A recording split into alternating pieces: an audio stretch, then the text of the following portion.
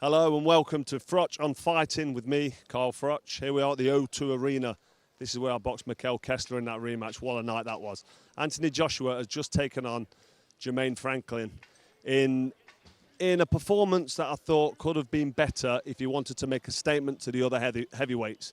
I just think the performance was limited because he wasn't busy enough. I think he was happy stuck in second or third gear, happy to just get the win. And I don't blame him in some sense because his last two fights he lost to Usyk. So he's in there, he's nervous, and he's trying to he wants to get the win, he's trying to make a statement, and it's not quite happening for him. Franklin's a counter-puncher, and I just feel that he struggled with a second phase attack. He'd land a jab right hand, maybe a left hook, and then he wouldn't go again. He wouldn't put 4, 5, 6 punches together. Sometimes you need to throw 15 punches. I landed 18 unanswered shots when I stopped Jermaine Taylor in the last round. You have to throw volume of punches to get the stoppage, and AJ just wasn't prepared to commit in there tonight. I don't know why. I don't know if he's worried about getting clipped on the chin by the counter-puncher, so he's a bit nervous about getting hurt, or whether he didn't want to gas, because we know after round 6, 7, when he's busy early on, he does get tired down the stretch. So whatever it was, only he will know. But he spoke to Steve Bunce straight after the fight, and he did say he admitted it wasn't a good enough performance. I wasn't busy enough. I wasn't putting enough shots together, and I don't know why. So only he would be able to tell you what the problem was. We can dig into it and try and work out what we thought the problem was and what's gone wrong. And a few people have asked me tonight, where does he go from here now after that performance? Well, I'll tell you where he doesn't go. He doesn't go Deontay Wilder. He doesn't go Alexander Usyk. He certainly doesn't go Tyson Fury, because the top 3 heavyweights, based on that performance, for me, would destroy him. He needs to up it. He needs to get his confidence back. He needs to show us something more than what he showed us there. I'm not saying he can't do it, but I don't know where the motivation is going to come from, and I don't know where the desire is going to come from, because he's been a world champion. He's been a unified champion. He's climbed off the floor to defend his title, and he's looked good doing it. But since his loss to Andy Ruiz, I just think he's not been the same fighter. I said before, I think he took a piece of his soul, and I don't think he's got that confidence back that he had when he was champion after the loss to Ruiz. Now, there's Dillian Whyte. Dillian Whyte went the distance with Jermaine Franklin. He got the win also. Probably not as convincing as the AJ win. But if AJ's going to jump in with Dillian Whyte, people will want to see that. But is that a fight that AJ could win? Listen, Dillian Whyte's going to go in there, believing in himself, and he's going to do what Jermaine Franklin didn't do tonight, and that's stick it on AJ. Obviously, Franklin had a go at rounds, but Dillian Whyte will stick it on him. He'll lean on him. He'll get rough. He'll throw the head in there. He'll chuck low blows. He'll push him back. He's heavier than Franklin. He's strong. He's determined. He's got desire, and he wants to be in the game, Whyte. He wants to prove himself.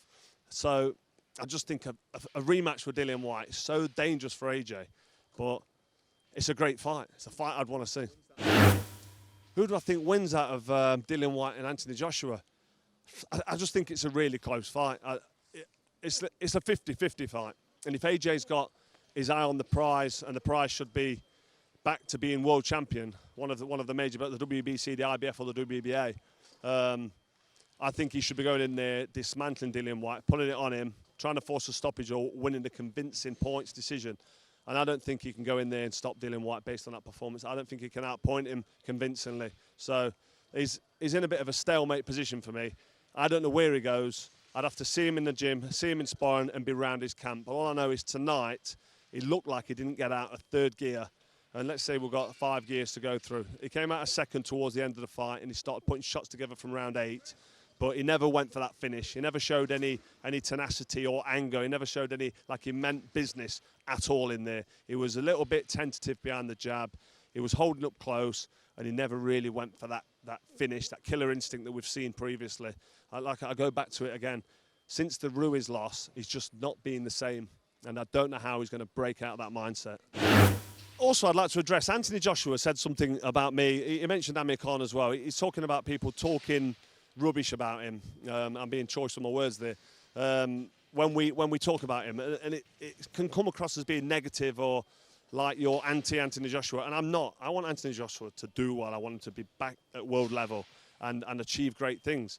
But he's got to want to do it. I get asked all the time by YouTube channels and by the press and the media, what do you think of that performance? How do you think that was? And I've got to be honest, in my opinion. I'm always honest. I stand by my conviction when I speak about somebody. And if I don't think somebody's improved since a loss, like AJ since the Ruiz loss, I will be honest and say, listen, I don't think he's been the same since that loss. And if I don't think it's a great performance in the ring, what I've just seen with my own eyes, and don't forget, I've been in there, I've had 4 world titles myself. I know what it's like to compete at world level. And I also know what it's like to get beat, and I know what it's like to come back from a defeat. I know what it takes, what's necessary. And if I sound like I'm being too critical of Anthony Joshua, then, you know, I offer no apology because I'm talking from the heart and I'm being honest. Now, I've just seen AJ there, and we've known each other for years. I used to train with him at the EIS in Sheffield, and we never had any problems. But as a journalist, if you like, sounds strange calling myself a journalist, but that's what I'm doing. I'm giving my opinion on boxing as a journalist. I try to be as neutral as I can. I try to be on the fence, but I'm just honest. Listen, Anthony Joshua, if he'd have done a performance in there tonight against Franklin and set the world alight and sent a message out to the heavyweights, I'd have been the first one shouting from the rooftops what a great performance it was. So he's going to have to put on a great performance, not to just convince me, but to convince himself and the rest of the boxing public and the fans that turned up for him tonight. This place was packed tonight, 20,000 all cheering his name. And they'll be leaving here tonight thinking to themselves, does that performance step up and win one of the world titles of one of the major champions? I don't think it does. But there's nothing personal from my point. I'm an Anthony Joshua fan. I'm an every boxer fan. I want everybody in the fight game to do well. But you only get out of this game what you put in. I know that better than anybody.